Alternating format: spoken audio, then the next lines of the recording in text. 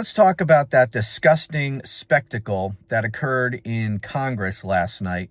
The presidential address to a joint session of Congress delivered by a convicted felon insurrectionist who really, if he had his way, he would have had several of the members of Congress who were in that chamber murdered just 4 years ago as part of an attempted coup to overthrow the republic and stay in office illegally. So that's what it was. That's who was giving the address. And I watched the whole freaking thing because I felt that I needed to, because I didn't want to miss anything live. Anyway, that was 2 hours of my life I'm never getting back. And I have some notes here that I made this morning in no particular order, so I want to hit some of this stuff. But first of all, it was exactly what I expected. I mean, I didn't know exactly what he was going to say, but it was a cult rally. That's what it was. It was a MAGA cult rally.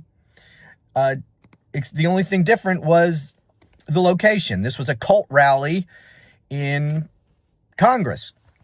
And so, I mean, it was basically Donald Trump reading lies, poorly reading lies, because he's barely literate, off of the teleprompter, and then speaking impromptu after, he'd read a lie and then go off teleprompter and expand on the lie and make up some more bullshit. And that's what it was. And it was long as hell because these narcissists love to hear themselves talk. He does these long Castro-like speeches, and that's what it was. Now, it started good, at least from, the way the Democrats were conducting themselves. They started out booing the hell out of this guy, which was good. I wanted to see that keep up because he would have lost his shit and melted down, and that was something that I would have liked to see. But it didn't last. Congressman Al Green stood up and was disruptive, I guess, to some degree. I don't know exactly what he said or was doing, but Speaker Johnson had him removed from the gallery, and that was it. The Democrats were largely quiet for the most part thereafter, and I would have liked to have seen them all get up and walk out and protest, but that's just me. And maybe maybe that would have been spin detrimentally to the Democrats. I don't know, whatever. I don't really give a shit. First of all, I haven't seen ratings for this yet, but my guess is this is going to be a very poorly watched presidential address. I expect the ratings to be really low, but we'll see. And nobody's going to remember this by the end of the day. Pretty much. That's how it goes. Now, it was the typical laundry list of lies.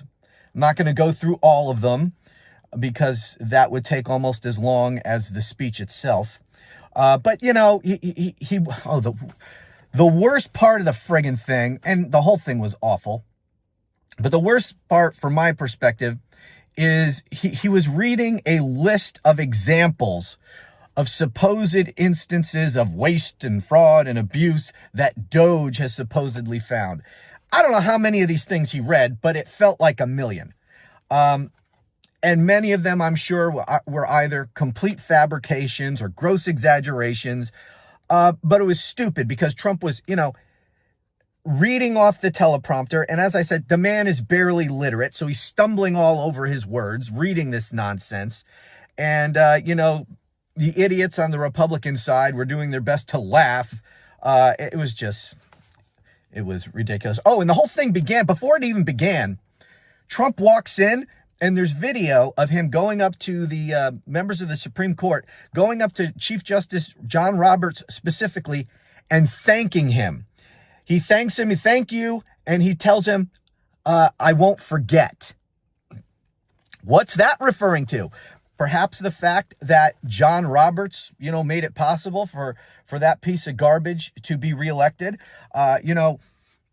Deciding the 14th Amendment case in favor of Donald Trump. He should have been kept off the ballot because insurrectionists are prohibited from holding office. But John Roberts, in the Supreme Court rescued him there, rescued him on the immunity case. So is that what he's referring to? Thank you for helping to put me back in office. Anyways, you want to see it?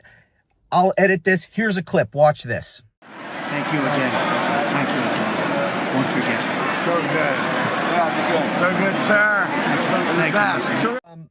Yeah, pretty friggin' corrupt, huh? How do you like that? Our three branches of government, huh? Our three independent and co-equal branches of government.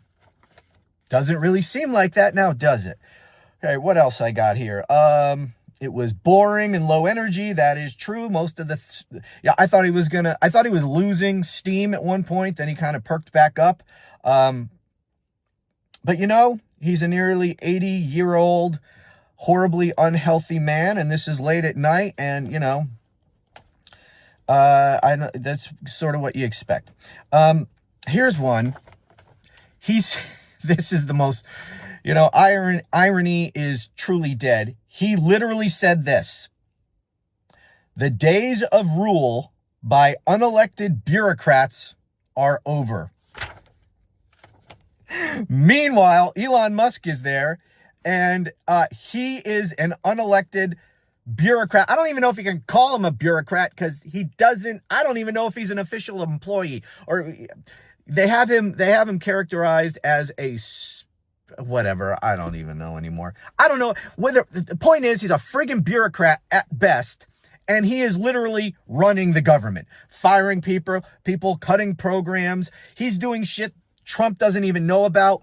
I mean, an unelected bureaucrat is literally running the government, and this jackass says the days of rule by unelected bureaucrats are over.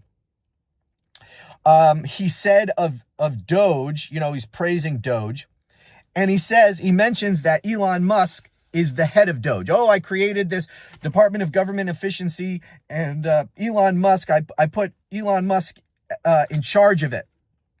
Problem with that is that directly contradicts sworn testimony given by members of his administration in federal court, in which they said that Elon Musk is not the head of Doge. It's some Gleason woman, I think her name is. Anyway, that's going to be brought up in court. In fact, it already has been. There has been filed already a notice of new evidence in support of a motion for expedited discovery. They quoted what Donald Trump said at the State of Union. It's not the State of the Union. At that ridiculous cult rally presidential address, saying that Elon Musk is the head of Doge. They put that in a motion because it directly, there should be people held in contempt for perjury, because that's what happened. They lied to the court about that. They had this kid, this little boy. They got to fill the chamber with human props. They all do this. This is one of the things I hate about these presidential addresses, is they fill the chamber with human props. We got to hear the story. Anyways, they had one of the human props was a 13-year-old kid who was a brain cancer survivor who always wants it's his life dream to be a police officer. And they made him an honorary Secret Service agent, which is obviously great for this kid. Obviously, I have nothing bad to say about this kid, but I will note, generally speaking, I can't stand just doing this, bringing people in as human props. So he talks all about this kid surviving brain cancer and everything. Meanwhile, Trump and Doge and Elon Musk have canceled funding for the National Institute of Health Research that saved that kid's life. So there you go. What else? Oh yeah, Donald Trump nauseatingly pretended to support the police. He went on and on about that. Here's a guy who incited a violent insurrection in which members of his cult violently beat nearly to death police officers who were protecting the Capitol. And then, after those people were convicted of assaulting police officers, he pardoned them all. And here he is on national TV with the applause of all the Republicans in the chamber, pretending to support the police. He also went on and on about law and order. We need law and order. A convicted criminal insurrectionist who was still under 3 indictments at the time he was elected president. That criminal, a literal convicted criminal, is up there talking about law and order. Again, a man who tried to overthrow the Constitution, overthrow the Republic, violate the Constitution, incites a violent insurrection in an attempted coup. That guy's talking about law and order, and Republicans all stand and clap. There is, by the way, I came across, I'll put it in the notes if you want to take a look at it, a fact check from CNN listing the biggest of the lies last night. I'm not going to go through it all, but if you want to take a look at it, I'll put it in the show notes. One final thing I'll say is the response, the Democratic response, was delivered by Michigan Senator, first term newly elected Senator Alyssa Slotkin. She was actually terrific. She's obviously very talented, but these things don't actually really matter too much. No one's going to remember anything she said, but she was great. But she was great at delivering a normal sort of response, which to me, we're long past normal. So I don't know how effective a normal response to a psychopath criminal, anyway, but she was good. She's obviously very talented. She did a great job. But anyways, those are my thoughts. I